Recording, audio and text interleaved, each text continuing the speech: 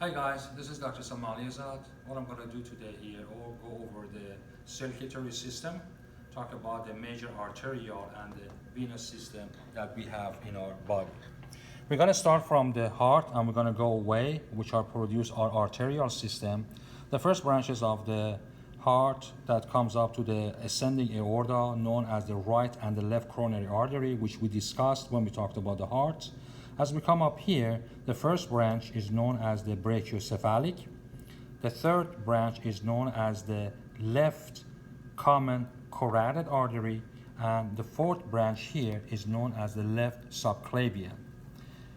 The brachiocephalic artery is going to be dividing into two branches. The first branch is known as the right common carotid, and the other branch is known as the right subclavian. Right subclavian, as it comes down the arm alongside of the axillary, changes name, becomes axillary artery. When it comes to the arm, brachial part becomes the brachial artery. Brachial artery, as it comes down, produces the ulnar and also the radial artery, which go to the hand and produces the palmar arch you can see right down there. Right down the center, I have the inner osseous artery that sits right down the center on that part. Then the common carotid artery, as it comes up, you can see it in this a little bit better. It divides into the internal and also the external part. The external part, it gives branches alongside of the facial and temporal part of the body, and internal part is going to be entering right into the brain and combined with the vertebral artery and ultimately producing the circle of Willis down the inside of the floor of the cranium. Now, then you come here, you can see this structure here. This is a vertebral artery that comes up all the way and enters to the foramen magnum and becomes basalic artery, and basalic artery is the one that produces parts of the circle of Willis. Then from here, as we go down, you can see some of the pulmonary artery and veins that are sitting, and as we pass through the diaphragm, the aorta is being called abdominal aorta. Now you can see here. Abdominal aorta has several major branches. The first major branch, which is right underneath the diaphragm, is this one known as the celiac artery. Celiac artery gives three important branches.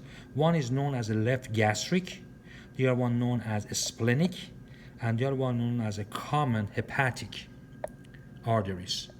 Then you come a little bit lower parts, then you're going to get another one which is right in this section here. This is known as a superior mesenteric. From the superior mesenteric, you come down, you get the renal artery, that's what you can see here. From the renal artery, you come a little bit down, this is inferior mesenteric artery. The abdominal aorta is going to be divided into two branches known as common iliac artery. Common iliac artery gives two branches, internal iliac and external iliac artery. External iliac artery, as it comes down, becomes the femoral artery. Femoral artery is going to come down, becomes the popliteal artery. Popliteal artery, as it comes down, becomes posterior tibial artery, and from there is going to go down all the way to the leg. Then the blood has to be coming back by way of the venous system. The two major venous drainage that we have in our body are going to be the greater saphenous vein and a small saphenous vein.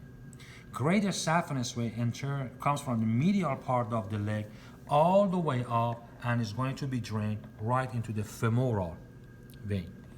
The small saphenous vein comes alongside of the back of a knee, is going to be draining to the popliteal vein, and popliteal vein is the one that becomes the femoral vein, and femoral vein is going to come all the way up here and turn itself into the external iliac vein. External iliac vein combined with the internal iliac vein produce common iliac vein.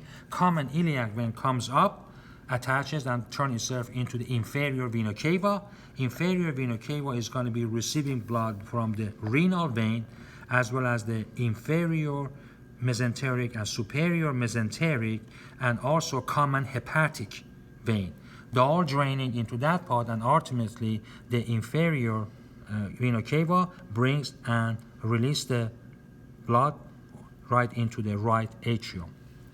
The upper part here, we have the jugular vein, internal jugular vein here, and external jugular vein is going to be sitting right alongside of it. They are not connected. So external jugular vein has to be sitting right in this area, which going to be, external jugular vein is going to be releasing its content to the left subclavian or the right subclavian. Those two are going to be releasing their content into the right and left brachiocephalic, which ultimately becomes superior vena cava and come down here. From the arm, from the dorsal and palmar part of the arm, the venous system is going to bring the blood back. On the medial side is known as the basilic vein. On the lateral side, I have the cephalic vein. They come together and release their content into the subclavian. I also have the brachial vein, which sits here, is not shown, that comes right down the center, and from there it gives the two deep branches, which are known as the ulnar and the radial vein. Unfortunately, they are not show any kind of representation on that part. I hope that you found this thing to be helpful, and thank you for watching.